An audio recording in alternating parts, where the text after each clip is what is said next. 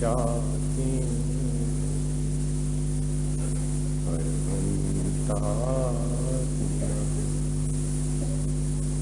जो विद्यादि सागर सुधी,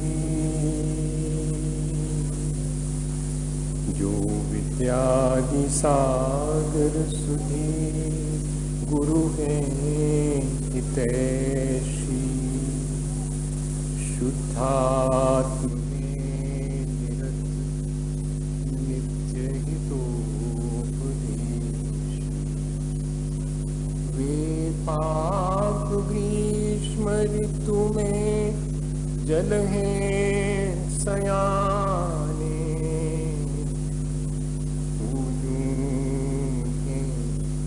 सतत केवल ज्ञान पाए, सतत केवल ज्ञान पाए। बोलिए भगवान महावीर स्वामी की, आचार्य कुंद स्वामी की, आचार्य गुरुवर विद्यासागर मुनि महाराज की।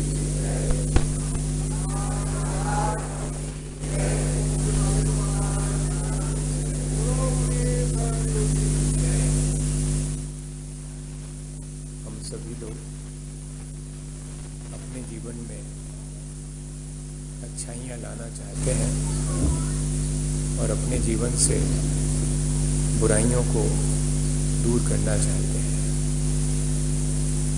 और इसी उद्देश्य की पूर्ति के लिए पिछले कई दिनों से लगातार इसी बात पर हम विचार कर रहे हैं। हम चाहते हैं कि हमें एक ऐसी दृष्टि मिले, हमारे भीतर एक ऐसी समझ आए जिससे कि हम अपने जीवन की बुराइयों को निष्कासित कर सकें। और अच्छाइयाँ तो हमारे अपने भीतर स्वाभाविक रूप से विद्यमान ही हैं।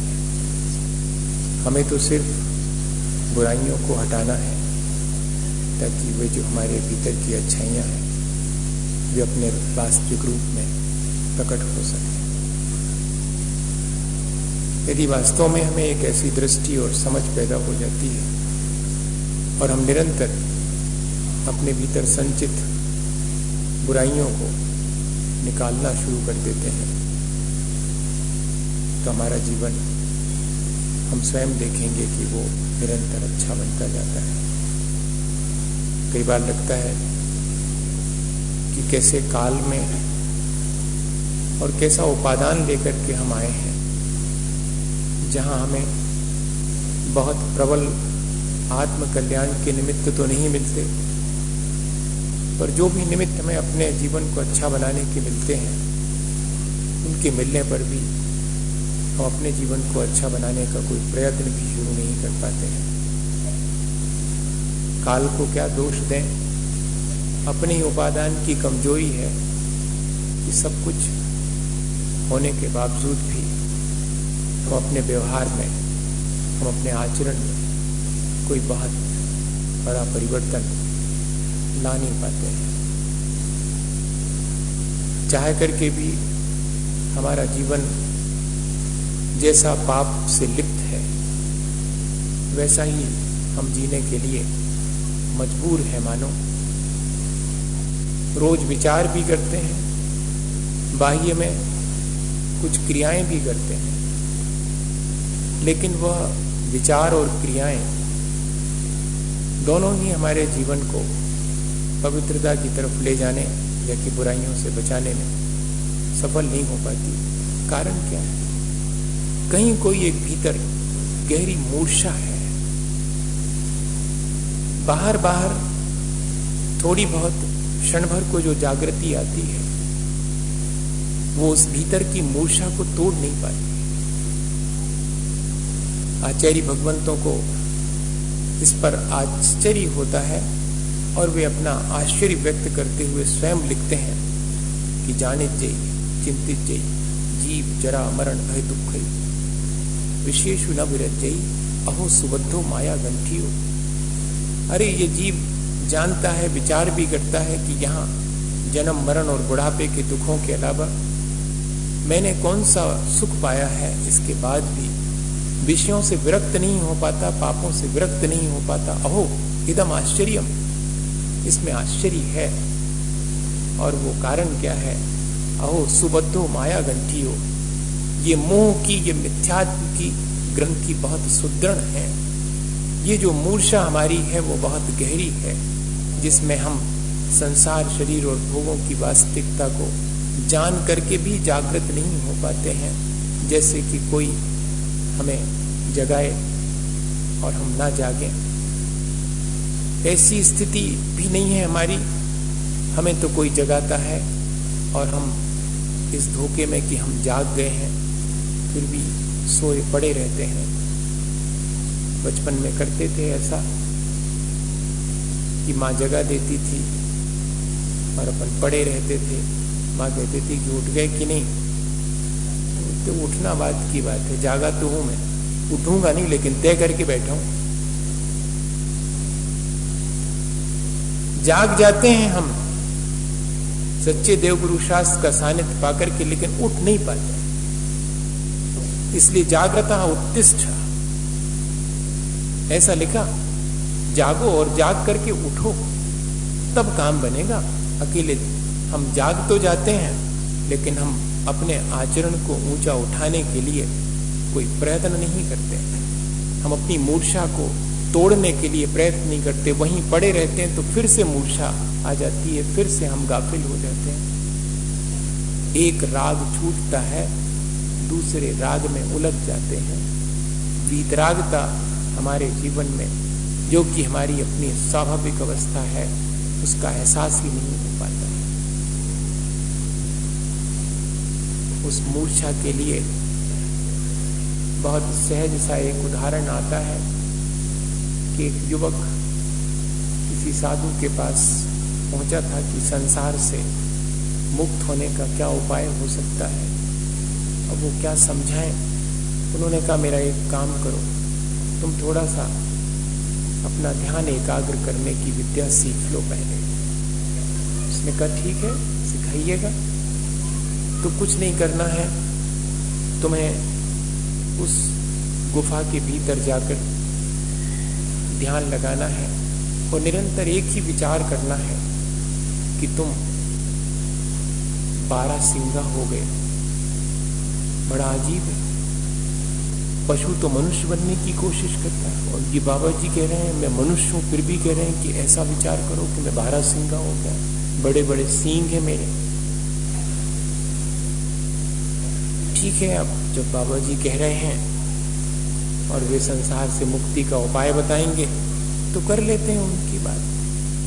तो सुबह से बैठा वो, सारा दिन व्यतीत हो गया, एक ही माला फेर रहा है निरंतर, मैं 12 सिंगा हो गया।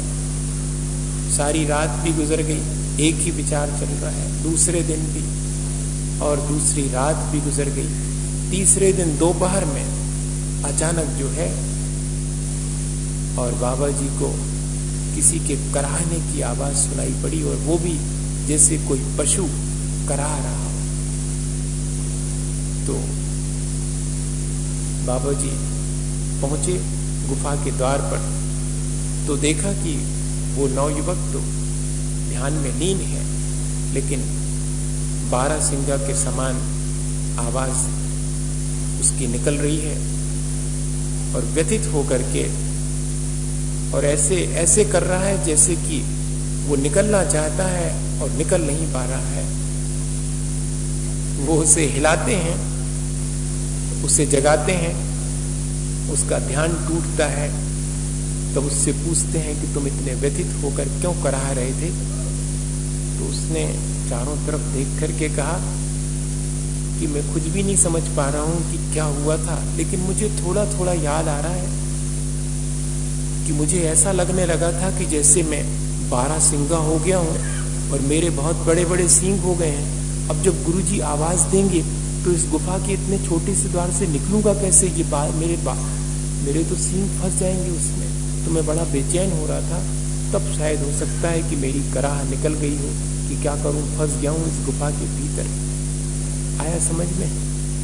निरंतर निरंतर संसार के सुखों में ही सुख मानने का भ्रम पाल लेने वाला व्यक्ति फिर आत्महित हेतु विराग ज्ञान ते लखें आपको कष्ट दा, तब फिर अपने आत्म कल्याण के लिए जो बुराइयों को छोड़ने की प्रक्रिया शुरू होती वो कष्टकारी मालूम पड़ती है। और जैसे ही थोड़ा सा कष्ट लगता है फिर वहीं खिसक के आ जाते, फिर अपना ज्यों कहते हो भैया चलन दो, महाराज की क्या है, महाराज को तो जिंदगी वही करने, हमने तो देख लो 2-3 दिन में परेशान हो गए, हम तो हमें नहीं करने का। वो एक गहरी मूर्छा है जो क्षण भर को टूटती है, लेकिन पुनः ठीक ऐसे ही जैसे कि उस 12 सिंगे नहीं होने के बावजूद भी उसे वैसा एहसास हुआ, ऐसे ही हम जिस पर्याय में पहुंच जाते हैं उस पर्याय को ही अपना मान करके मैं मनुष्य हूं, मैं तिरंच हूं, मैं देव हूं, मैं नारकी हूं, मैं वास्तव में क्या हूं, ये भूल करके और नाना रूपों में ही मूर्छित हो करके, ये गहरी गाफिलता है, ये मोह है, यही मिथ्यात्व है।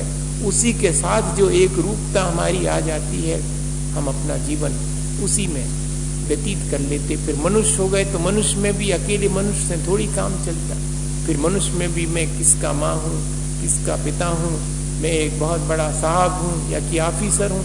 फिर ये एक मूर्छा, गहरी मूर्छा, और इतनी ही मूर्छा होती, इतना ही नशा होता तो भी ठीक था, फिर धन पैसा होगा उसका नशा, फिर पद प्रतिष्ठा मिल गई तो उसका नशा, कितने सारे नशे हैं। एक तो मोह का नशा पहले ही था जिसमें गाफिल थे, जिसमें अपने स्वरूप को भूल गए थे, और फिर इसके बाद सांसारिक इतने नशे हैं, उन सब में अगर हम अपने उस वास्तविक स्वरूप को भूल जाएं तो कोई आश्चर्य नहीं है। लेकिन अचरज तो नहीं है, पर क्या हम इसी तरह अपने वास्तविक स्वरूप को भूल करके और संसार में जीवन व्यतीत करते रहेंगे? नहीं, हमने तो सोचा ये है कि अपने जीवन को इस सब से ऊपर उठा करके और अच्छा बनाएंगे। तब फिर जरूरी क्या है? मुक्ति के लिए जरूरी क्या है? एक ही चीज जरूरी है कि मैं अपनी उस गाफिलता को, मैं अपनी उस मूर्छा को तोड़ दूं। मूर्छा परिग्रह, आचार्य भगवंतों ने इसीलिए उस मूर्छा को ही परिग्रह कहा। परियासमन्तात् चित्तम गृह्णाति इति परिग्रह, जो हमारे चित्त को चारों तरफ से घेर लेता है, जिसकी ग्रिप में हम आ जाते हैं, और फिर हम भूल जाते हैं कि हमारा वास्तविक वैभव क्या है, हमारी वास्तविक संपदा क्या है। हम तो उसी बाह्य धन संपदा को ही अपना मान करके, उसी में गाफिल हो करके, उसी में सुख मान करके अपना जीवन उसी के संचय में, उसी के अर्जन में, उसी के संवर्धन और संरक्षण में और उसके वियोग में दुखी होकर के पूरा जीवन व्यतीत कर देते हैं। ये मूर्छा पहले मुझे किसी भी चीज के संचय के लिए प्रेरित करती है, अर्जन के लिए। संचय हो जाता है तो उसके संरक्षण के लिए मुझे प्रेरित करती है ये मूर्छा। फिर संरक्षण के साथ साथ संवर्धन की आकांक्षा तो बनी रहती है। कल तक सोचते थे कि 4 चीजें हो जाएंगी तो मैं तो बहुत संतुष्ट हो जाऊंगा, लेकिन 4 चीज हो जाने के बाद वो जो 5वीं चीज है वो मन को असंतुष्ट करती है। तो संवर्धन, वो जो प्राप्त है उसको और बढ़ाने की, और उसमें से थोड़ा सा भी घट जावे तो उस बात की पीड़ा कि कब ये पूर्ति होगी, इस बात की चिंता। अर्जन की, संरक्षण, संवर्धन की, और उसके अभाव में फिर एक नई चिंता कि कैसे फिर अर्जन हो। इस तरह हम उस मूर्छा के चलते इन बाह्य चीजों में ही लिप्त रह करके अपने जीवन को व्यतीत करते हैं। सारे जितने भी दोष हमारे भीतर आते हैं, जितनी भी बुराइयां हमारे भीतर संचित होती हैं, उसका कारण सिर्फ इतनी ही चीज है, यही मूर्छा। वस्तु, व्यक्ति और इस संसार के प्रति, इन संयोगों के प्रति जो हमारी मूर्छा है उसे हम घटाएं, तभी जाकर के हम इन सब पापों से बच पाएंगे। वर्णी जी हमेशा कहा करते थे, और कोई व्रत ले चाहे न ले, एक व्रत ले लो परिग्रह का परिमाण। बाह्येषु दशसु वास्तुषु ममत्वमुत्सृज्य निर्ममत्वरता स्वस्था संतोषपरा परिचित्त परिग्रहात् विरता। बाह्य में जितने प्रकार की भी, जिनको हम परिग्रह कहते हैं, वस्तुएं कहते हैं, जिसमें वास्तु, क्षेत्र, हिरण्य, स्वर्ण, धन, धान्य, दासी, दास, ये सब आते हैं। बाह्य से दशसु वास्तु ममत्व मुत्सृज्य निर्ममत्व रखना, इनमें ममत्व नहीं रखना, इनसे निर्ममत्व होकर के, अभी बताऊंगा कैसे निर्ममत्व होकर के इन चीजों के बीच रहा जा सकता। ऐसा नहीं कह रहे हैं कि आप सहसा इन सब चीजों को छोड़ दें। इनमें जो हमने अपना ममत्व भाव आरोपित कर रखा है, इनमें जो मेरेपन का आई एंड माइन, ये मैं हूं, ये मेरे हैं, और इनके माध्यम से ही और मैं इस संसार में सारे पाप करता हूं एकमात्र धन संचय के लिए, एकमात्र पद प्रतिष्ठा पाने के लिए। और व्यक्ति उस लोभ में, उस लालच में, उस मूर्छा की वजह से सारे पाप करता है। कोई चोरी करने के लिए चोरी नहीं करता, धन संपदा बढ़ाने के लिए चोरी करता है। कोई झूठ नहीं बोलता, झूठ बोलने के लिए, हिंसा नहीं करता, हिंसा के लिए, सब इसी के लिए, 4 पैसे के लिए, धन संपदा के लिए, उस परिग्रह के लिए, उस आसक्ति की वजह से, उस ममत्व की वजह से, सारे पापों के लिए एक ही अगर हम व्रत ले लें कि मैं परिग्रह की सीमा करके अपने जीवन को बिताऊंगा, अपनी शक्ति विचार परिग्रह थोरो राखे, और सरल भाषा में कह दिया कि अपनी शक्ति का विचार करके और थोड़ा परिग्रह रखना। शक्ति का विचार करना मतलब मेरे पास तो बहुत धन संचय करने की शक्ति है, मेरे पास तो बहुत क्षमता है, आप कह रहे कि शक्ति विचार। वहां शक्ति विचार का मतलब है अपनी आवश्यकता का विचार करके, जितनी आवश्यकता है उतना ही रखना, परिग्रह थोरो राखे। अगर ये भाव हमारे भीतर आ जावे कि मुझे जितना आवश्यक है उतना तो रखूंगा, और उसके अलावा बाकी सबसे मैं सबका त्याग कर दूंगा, और जो रखूंगा उसमें भी ममत्व भाव नहीं रखूंगा, तब भी रखा जा सकता है। सारी चीजें रखी जा सकती हैं, लेकिन ममत्व भाव उसमें ना रहे, ये अंतरंग की साधना है। क्योंकि दुख का कारण मेरे अंतरंग का ममत्व भाव है, वस्तुएं दुख का कारण नहीं बनती। नय बत्तु दो बंधो अज्जवसानेन हवदि बंधु। आचार्य कुंद कुंद महाराज के चरणों में बैठे तो वे कहते हैं कि भाई वस्तुओं में अपने सुख दुख को मत मानो, वस्तुओं के प्रति जो ममत्व भाव है वो हमारे सुख दुख का कारण है। ये प्रकट में दिखाई भी देता है, रोज अपन इस चीज को देखते भी हैं। बहुत प्रसिद्ध उदाहरण सबको मालूम है कि मकान खरीदा था, रजिस्ट्री हो नहीं पाई थी, उतने में आग लग गई थी, सो कितने रोए थे, और लड़का ने आके कही कि अब कौन अपनी रजिस्ट्री भाई, जो कौन अपनो मकान आए। सो फिर आंसू पहुंच ले और हंसन लगी, और मकान ज्यों को त्यों जल रहो, पहले भी जल रहो तो अबे भी जल रहो, मनो पहले मकान के जले से भीतर कचू जल रहो, तो कैसे ममत्व था कि जी मेरा है। और जिस क्षण लगा कि अरे अपनी रजिस्ट्री नहीं भाई, जो अपनो थोड़ी आए सो जल जाए, सो जल जाए, अब कोई दुख नहीं। ये अपन सब समझते हैं, ऐसा नहीं है कि नहीं समझते। यह जो मैं अपना ममत्व भाव उसमें डाल देता हूं, तब वो वस्तु मेरे सुख दुख में कारण बनती, और कोई कारण नहीं। सेठ जी के यहाँ पर नौकर काम करता था, झाड़ू पोंछा करता था। सो एक दिन जो है झाड़ू पोंछा करते समय और उसके हाथ से दीवार पे लगी भाई घड़ी जो है नीचे गिर गई, अब गिर गई सो टूट गई। अब सेठ जी संजा को आए, सो उनसे कहा कि सेठ जी अब गलती हमारी माफ करना, झाड़ पोंछ करते समय जो है वो घड़ी नीचे गिर करके टूट गई। सेठ जी समतावान थे, उन्होंने कहा ठीक है, पर थोड़ा दुख तो उनको भी हुआ। तो कहा कि भाई ठीक है, टूट गई, हमें अपने ब्याह के समय पर ये मिली थी, हमारा इससे थोड़ा अधिक लगाव था, इसलिए थोड़ा दुख तो है। और फिर अपने काम में लग गए। भोजन वगैरह से निवृत्त होकर के बैठक में बैठे थे, और वहीं पर नौकर भी बैठा था। तो चर्चा में उससे कहते कि वैसे भी घड़ी तो बहुत पुरानी हो गई थी, हमारा वैसे भी मन था कि नई ले लेंगे, इसको अलग कर देंगे, और हमने तो ये भी सोचा था कि अब कौन देवे, तो हमारी इतनी सेवा करते, सो हमने सोचा था कि तुम ही को दे देंगे। अबे तो सेठ जी को तकलीफ थी कि घड़ी टूट गई और नौकर जी को कछु तकलीफ न थी, लेकिन अब अगले क्षण से रात ठीक नहीं बीत पाई कि देखो ने टूटती कहूं तो हमें मिल जाती। सेठ जी कह रहे थे कि हमारे मन में तो था कि हम तुम्हें दे दें। जैसे ही ये भाव आया कि ये मेरी हो सकती थी या कि मेरी है ये वस्तु, वैसे ही उसके संयोग और वियोग का सुख और दुख हमारे जीवन में आना शुरू हो जाता है। ये बहुत सहज सी अपने जीवन में अनुभव करते हैं बात।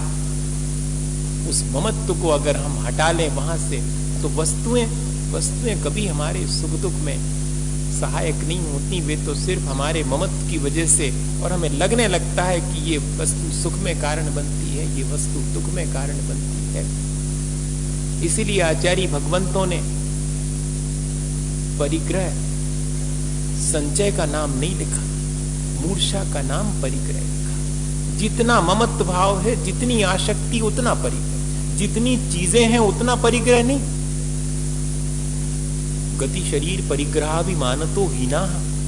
जब देवों का वर्णन करते तो कहते हैं कि उनके परिग्रह घटता चला जाता, तो आश्चर्य हो रहा है कि एक तरफ कह रहे हैं कि उनका सब जो है वैभव बढ़ता चला जाता, जितने ऊंचे देव हैं उनका उतना वैभव, उतना ठाट बाट है, और कह रहे परिग्रह कम होता जाता। कहते हाँ, मूर्छा उतनी ही कम है, भले ही ठाट बाट बहुत हो।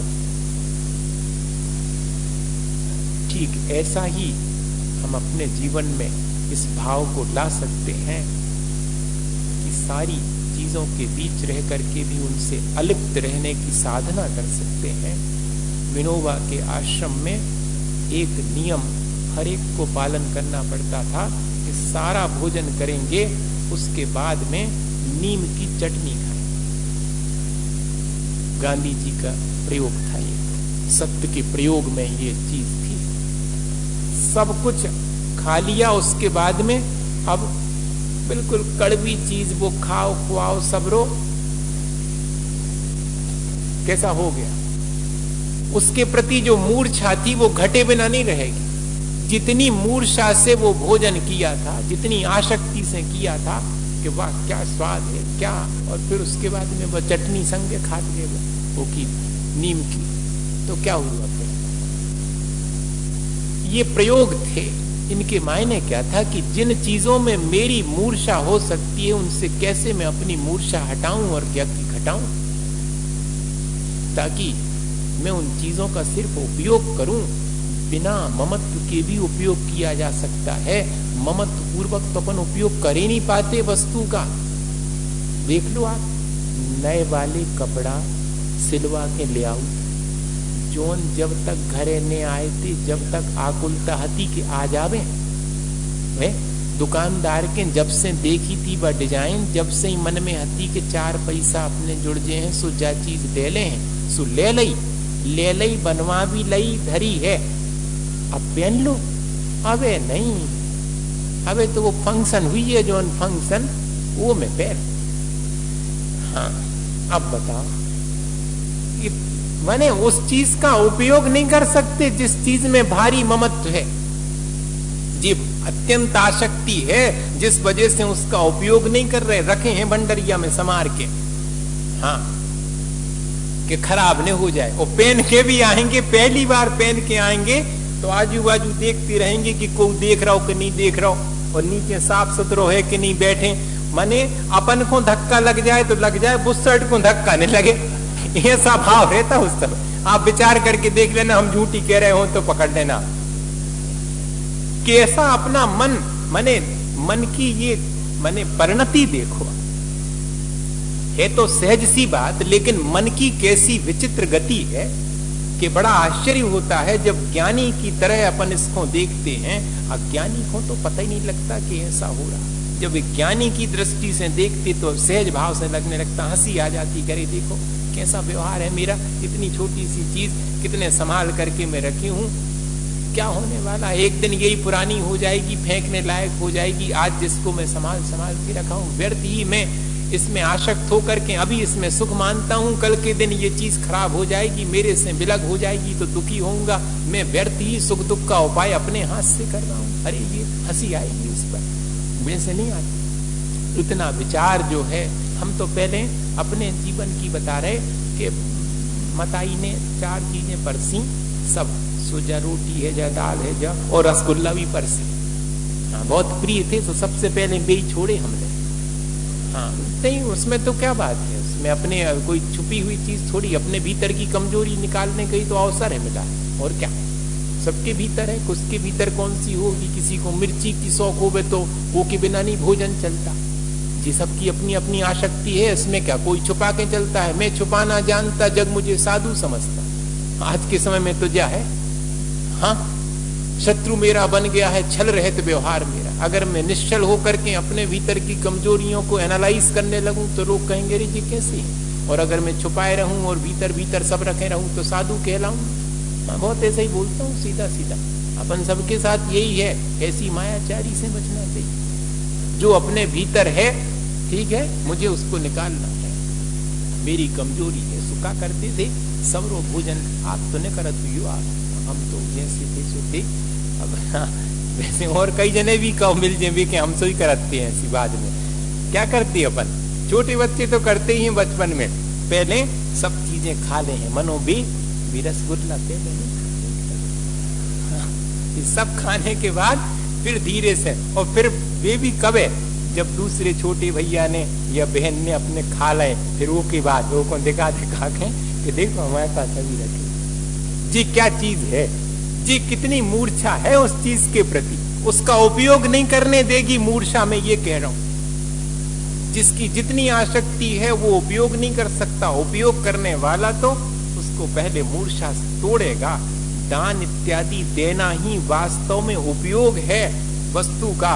अपने भोग विलास में ले लेना तो वस्तु का दुरुपयोग है, ये ध्यान रखना। इसलिए कह रहा हूं कि उपयोग तो वही कर सकता जो अनासक्त होगा, वही चीजों का सदुपयोग करेगा। बाकी सब तो उसके लिए। एक पंडित जी थे कटनी वाले, सुकेत कि जब इतनी अच्छी है रसगुल्ला तो अच्छो लगा थे तो खा खाए ली, मिटा खाए ली, धरे रहो, ऐसा बोलते थे वो, बिल्कुल सीधा सीधा कहते कि बहुत अच्छो लग रहा हो, सब बातें अच्छी हैं, कह रहे कि जी तो इतनी अच्छी चीजें ही नहीं तो फिर खा क्यों लेती हो, फिर इतनी नहीं कहते थे, खा लेती, कहते मिटा खाए को देती, होगा खराब। अब वो उतरी घाटी हुई माटी, अबे जोन वो जीप पे अच्छो लग रहा है, इतने से नीचे उतर जाए फिर बाहर निकाल के कहो के अच्छो, फिर क्यों फेंक भी लाख है।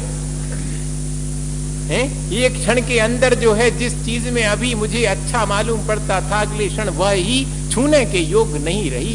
ये मेरी आसक्ति और उसका काम, और कुछ भी नहीं। अगर ऐसा विचार मन के भीतर आ जावे तो क्या होगा, अत्यंत प्रसन्नता पूर्वक चीजों का उपयोग करूंगा, उनमें आसक्त नहीं होऊंगा, और जितनी उपयोग में आएंगी उतनी ही रखूंगा। आसक्ति बस ही ज्यादा रखता हूं, और जिस दिन मेरी आसक्ति घट जावे तो जितनी आवश्यक है उतनी ही रखूंगा। विनोबा को जो है 13 महीने के लिए सत्याग्रह में जेल जाना पड़ा, सो जेल में रहे।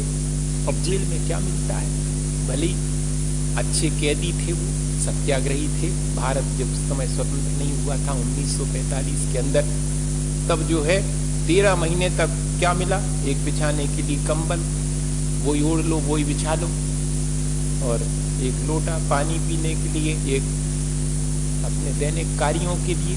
ऐसे करके कुल उनके पास में 10-15 चीजें मिली थी जेल में। अब 13 महीने रहे, जीवन व्यतीत किया, और उसमें भी और अन्य कैदियों को धर्म की बातें सुनाया करते थे। गीता पर प्रवचन उनके 13 महीना जेल में ही हुए, ध्यान रखना। हाँ, और वहां पर उनके लिए बस इतनी सुविधा थी कि किताबें जरूर उनको दे दी जाती थी कि आप किताब पढ़ सकते हैं।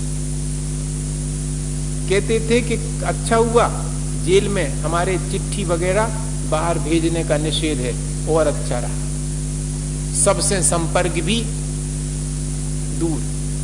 अब जब आश्रम लौटी 13 महीने के बाद पवनार में, वर्धा में, तो वहां पर सबसे पहला काम आते ही साथ क्या किया, सब चीजें जो अपने कमरे में एक्स्ट्रा थी, जो आज तक लगती थी जरूरी, वे अब लगने लगी एक्स्ट्रा, उनको अलग करने लगी।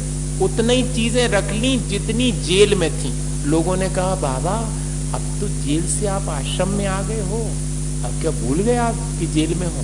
कहती नहीं, अब तो मुझे समझ में आ गया कि मुझे आवश्यक कितना है। मेरे 13 महीने अगर उन 10-15 चीजों में व्यतीत हो गए तो इसका मतलब है इससे ज्यादा चाहिए नहीं, व्यतीत इतने में ही हो जाएगा, अब जीवन भर भी इतना ही रखूंगा। ये है परिग्रह परिमाण की भावना, जिसको आचार्य समंतभद्र स्वामी कहते इच्छा परिमाण नामापि। अपनी इच्छाओं का परिसीमन कर लिया है तो बाहर से चीजें बहुत अनावश्यक मालूम पड़ने लगेंगी। ये तो आप ले लो, ये आप ले लो, मुझे क्या करना है? मेरे उपयोग की चीजें तो मेरे लिए उतनी ही हैं जितनी बहुत आवश्यक है। ऐसा अपने मन में सहज रूप से अपन चाहे तो विचार कर सकते हैं और परिग्रह का परिमाण ले सकते हैं। अगर परिग्रह का परिमाण ले लिया तो मानिएगा सारे 5 अनुव्रत हमारे जीवन में आ सकते हैं एकमात्र परिग्रह परिमाण ले लेने से।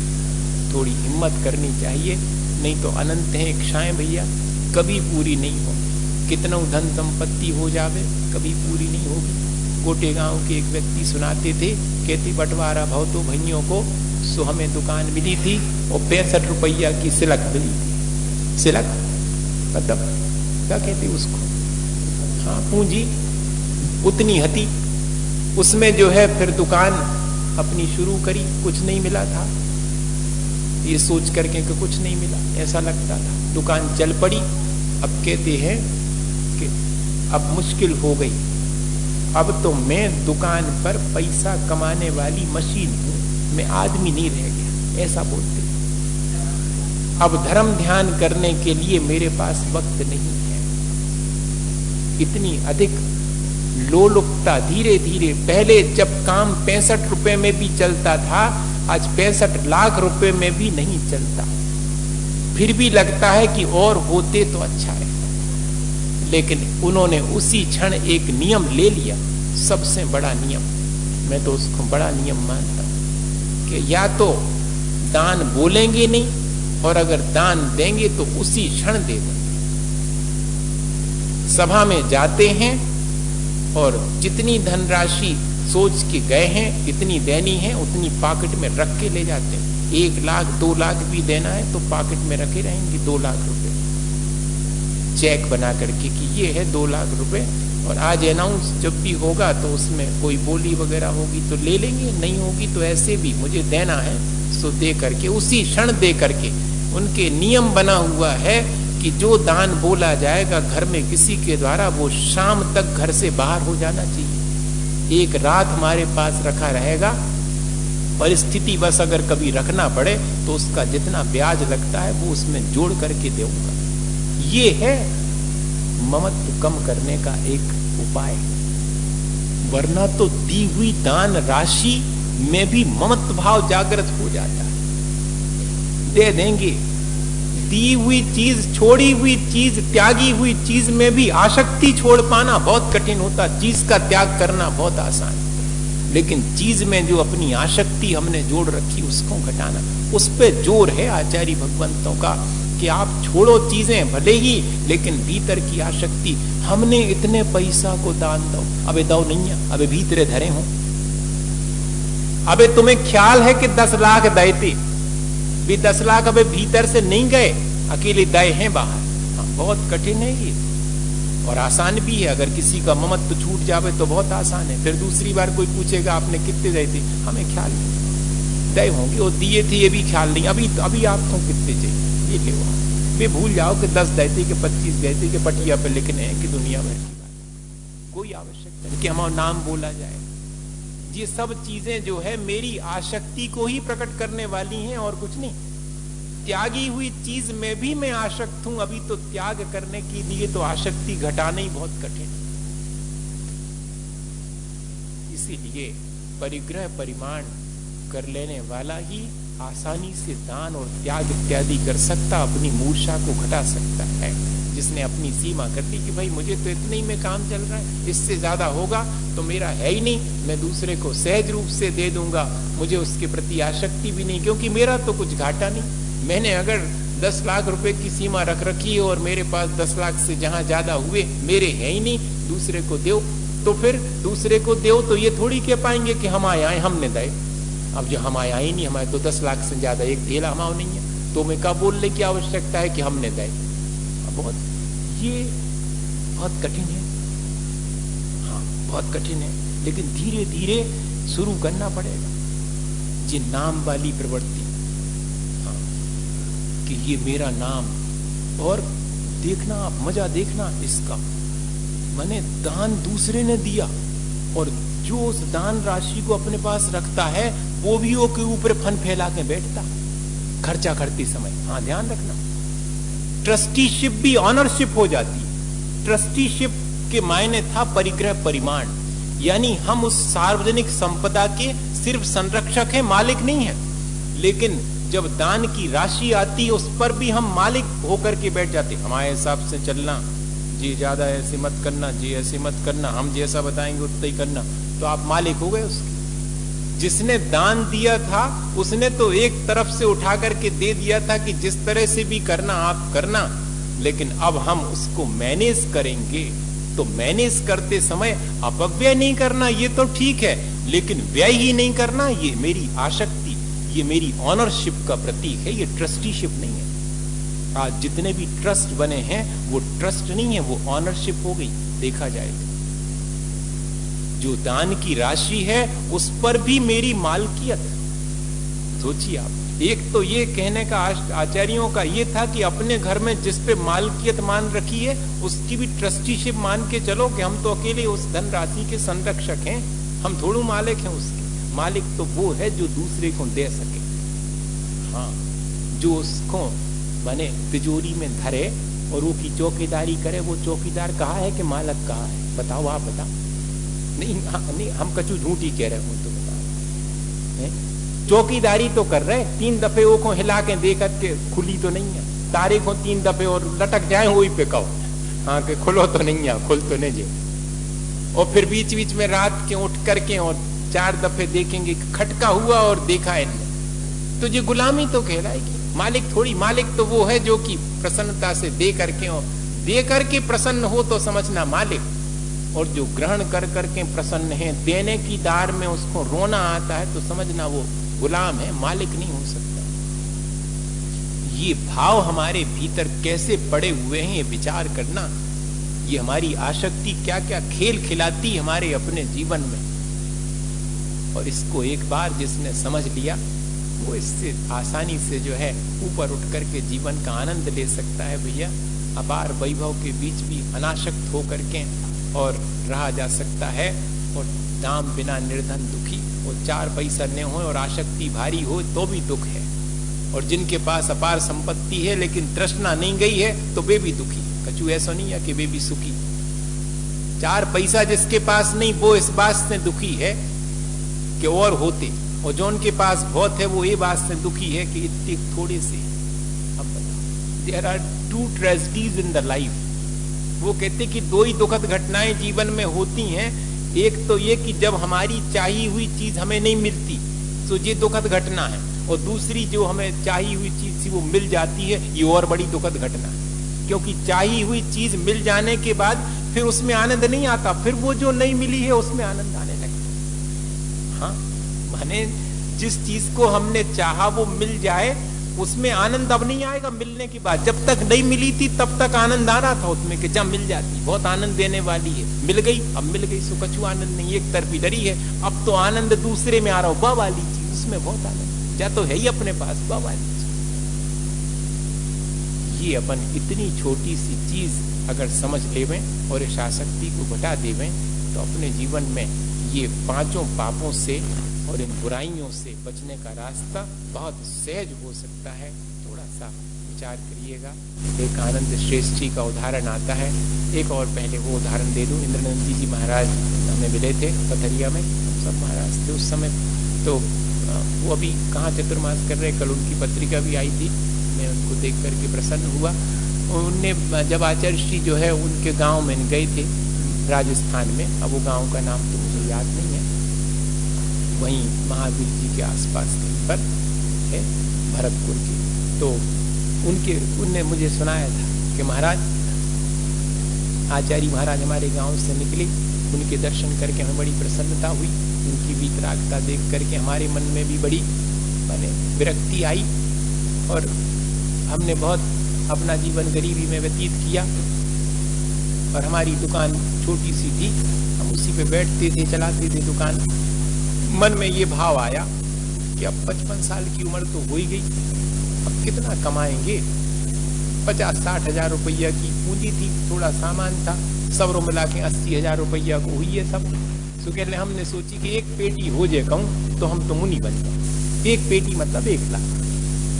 अब बताइए, तो ऐसा हमने विचार कर, नहीं 4 पेटी हो जाएगा, 1 नहीं 4 पेटी हो जाएगा तो हम मुनि बन जाएंगे। अब 80 हजार 90 हजार रुपया की पूंजी और सब पैसा, वो कहने 6 महीने नहीं हुए और हमारे देखते देखते हमने तो सिर्फ ने आचार्य श्री से कछु कही थी, अपने मन ही में सोच लिया था कि ऐसा हो जाएगा तो मुनि बन जाऊंगा, 4 पेटी हो जाएगा, घर में से सब सौंप करके और छोड़। और सुनाते वो कि 6 महीने का समय पूरा नहीं हुआ और मेरे अपने जो दुकान में इस तरह से मुनाफा हुआ कि मेरा 4 पेटी धन, जैसे ही 4 पेटी हुआ मैं समझ गया कि मेरा जो है अब त्याग का समय आ गया है, मेरा कल्याण होने का समय आ गया है। आगे पीछे कुछ नहीं सोचा, सब 4 पेटी बच्चों को और सबको सौंप कर प्रणाम करके सबसे क्षमा मांग करके मुनि महाराज बन गए। उनका नाम मिले थे, हमें बताया आपको, चतुर्मास में कहीं पर है। ऐसा अपने जीवन में घटित हो सकता है अगर हम परिग्रह का परिमाण अकेला कर लें तो। हाँ, दूसरा उदाहरण जो मैं कह रहा था, जरा देर और लगेगी 2-3 मिनट। आनंद श्रेष्ठ जी हुए भगवान महावीर स्वामी के समय में, वैसे तो गौतम बुद्ध के शिष्य थे वो, लेकिन समूह शरण में भी गए। पहले जो है ऐसी कट्टरता नहीं होती कि जी वो धर्म की आए, जी ये धर्म की, सुन ही नहीं सकत बात दूसरे की। हाँ, इतनी नहीं होती कट्टरता, धार्मिक सौहार्द रहता था कि भाई अच्छी बात सुनने है तो सबकी सुनो, कल्याण तो अपना सबको निजी निजी करना है, कछु को के कैसे कल्याण नहीं होता, अपने करे से कल्याण होता।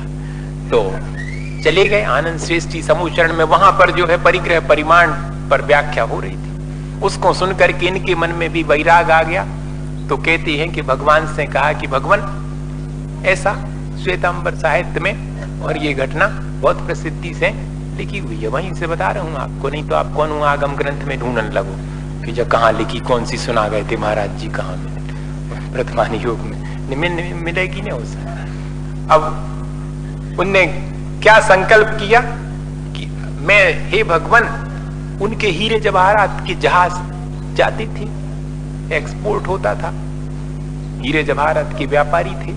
तो कहा कि भगवान, वो जितने मेरे जहाज हीरे जवाहरात से भरे हुए अभी बंदरगाह पर खड़े हैं, वे मेरे हैं। जितने जो है बंदरगाह से और समुद्र में चले गए, उन सब का त्याग करता हूं। इतना बड़ा त्याग, सब लोग तो चौंक गए। बाकी भगवान कुछ नहीं बोले। कहते इनने सोचा कि हमने शायद कमती त्याग किया है, इसलिए नहीं बोल रहे, आशीर्वाद तक नहीं दिया। तो फिर कहा कि भगवान, मैं उसको थोड़ा और बढ़ाता हूं सीमा को, वो जो जितने बंदरगाह पर खड़े हैं उनमें से 5 जहाज मेरे और बाकी सबका भी मैं त्याग करता हूं। तब भी कुछ नहीं बोले। अब तो उनकी शक्ति थी नहीं उतनी, हाथ जोड़ लिए कि अब इससे ज्यादा मैं नहीं छोड़ सकता। तब कहते हैं कि वहां पर आवाज सुनाई पड़ी कि आनंद, तुम्हारा क्या है यहां पर जिसके त्याग का तुम अहंकार कर रहे हो? वास्तव में तो ये है अपरिग्रह। पहले नंबर मेरे भीतर ये भाव आना चाहिए कि मेरा यहां है क्या जिसके त्याग का मैं अहंकार करूं। है ही नहीं मेरा, मैंने तो ब्रह्मबस चीजों को अपना मान रखा और फिर बाद में उनको छोड़ता हूं। मैं ऐसा उल्टा अहंकार करता हूं। पहले चीजों को अपना मानता हूं, एक गलती करता, फिर मैं कहता हूं ये मेरी, मैंने छोड़ी, और मेरा नाम लिख लो, मैंने छोड़ी। अरे ठीक, अब तुम्हारी जो तुम उनको छोड़ने का अहंकार कर रहे हो। ये सोचो कि तुम उनसे मुक्त हो गए, सौभाग्य। देने वाले का उतना पुण्य नहीं है जितना कि लेने वाले का है। लेने वाले ने स्वीकार कर लिया इसलिए देने वाले का सार्थक हो गया, वरना धरे रहो कोई काम का नहीं है। लेने वाला कह लेवे कि नहीं चाहिए हमें, तो क्या कर लोगे आप? देने वाला कर क्या लेगा? विनोबा भावे ने लिखा कि अच्छा हुआ कि लोगों को भूख लगती है इसलिए हम अतिथि सत्कार कर पाते, नहीं तो भूख ही नहीं लगती तो क्या कर लेते अतिथि सत्कार। धरे रहो तुम अपने पास। हाँ, लेने वाला ले लेता इसलिए देने वाले का देना सार्थक है, लेकिन देने वाला अहंकार करता कि मैं देने वाला दाता हो गया। नहीं, अपने यहां पर दाता बड़ा नहीं है, सबसे बड़ा तो जो है जिसने स्वीकार कर लिया। देख लो आप, उदाहरण रोज देखते हैं आप, कौन बड़ा है? देने वाला बड़ा है कि ग्रहण करने वाला स्वीकार कर रहा वो बड़ा है? तो एक बार जो है आचार्य, हमने घटना सुनाई थी आपको, नहीं सुनाई? अब वो वाली बात रह गई वो बीच में, या दूसरी ख्याल आ गई। 1980 की बात है, आचार्य श्री से ऐसे ही चर्चा हो रही थी तो पंडित जी एक जने कहने कछु भी हो महाराज, लेकिन थोड़ी देर को तो श्रावक का हाथ ऊपर रहता है और साधु का तो नीचे रहता है, इतनी आप कहो।